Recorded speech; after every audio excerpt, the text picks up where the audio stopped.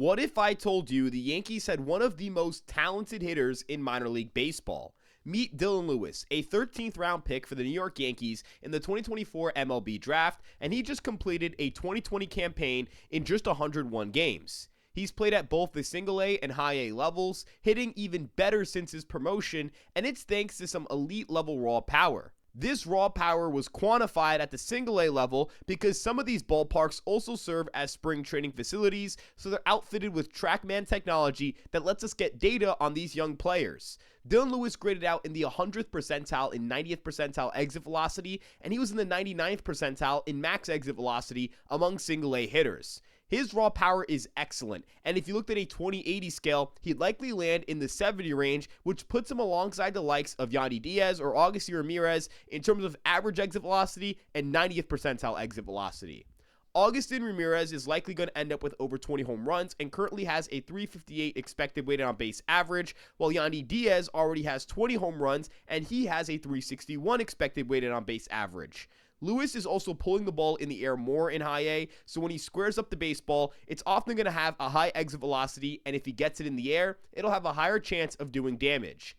It's why Dylan Lewis is in the top 5 in home runs and extra base hits among Yankees minor league hitters. Those hitters ahead of him have all played at the AAA level though, a run-heavy environment where offense is beyond crazy. It serves as an advantage because if you compare it to Dylan Lewis and the run environments he's played in the Florida State League and South Atlantic League, which have produced OPS numbers of 689 and 666 respectively.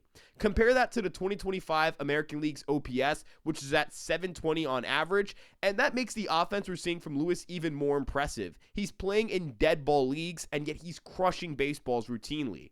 He's sitting for power at levels where power is hard to find. The average slugging percentage at those levels are well below 400, and even despite facing harder competition at high A, we've seen him make adjustments throughout his time in pro ball. Let's look at what he did in single A. Through his first 22 games, he was hitting 159 with just 1 home run before going on an absolute tear with 8 home runs in 24 games that got him promoted to high A. He struggled at first upon arrival with the Hudson Valley Renegades, posting a 590 OPS in his first 28 games to the level before hitting 330 with 7 home runs in his next 27 games.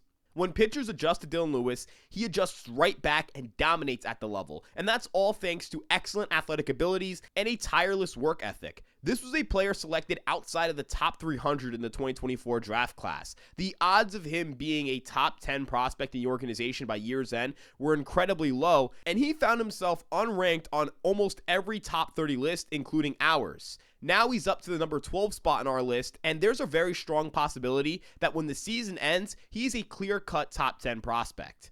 His 22 steals in 24 attempts with good defense in center field make the already exciting offense super projectable, as if the bat continues to develop, the glove and defense will consistently produce positive value at a potentially premium position. This could be someone who we see in the big leagues as soon as 2026, depending on how aggressive the Yankees end up being with Dylan Lewis. Looking at MLB comparisons, I think someone like Jo Adell of the Los Angeles Angels is a good offensive comparison based on the seasons he's having this year and an example of a hitter that Dylan Lewis could become. In 114 games, Adell has 25 home runs and a 106 OPS plus. But what stands out to me is the 378 expected weighted on base average, as it grades out in the 89th percentile among MLB hitters. If Adell wasn't so unlucky, he'd likely be a 115 to 120 OPS plus hitter, and you could argue that he might be closer to a 130 OPS plus hitter. He's currently on pace to have a 30 home run season, and that would be an excellent hitter to have in the middle of an offense.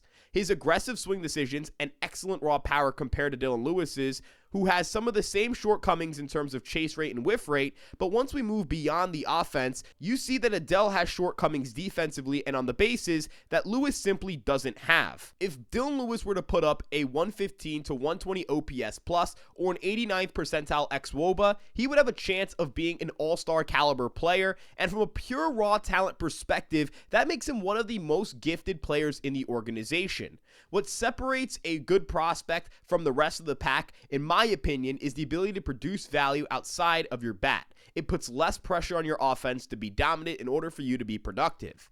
If Dylan Lewis is 10 to 15% better than the league average hitter at the big leagues, his ability to play center field and provide 20-plus stolen base value will make him closer to that 4 or 5 win player that gets all-star nods and gets him down ballot MVP votes.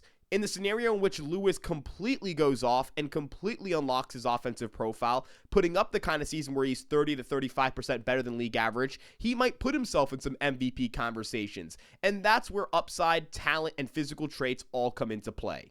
Dylan Lewis is an exciting player, and he's someone who could become a star if everything clicks inside the Yankees organization.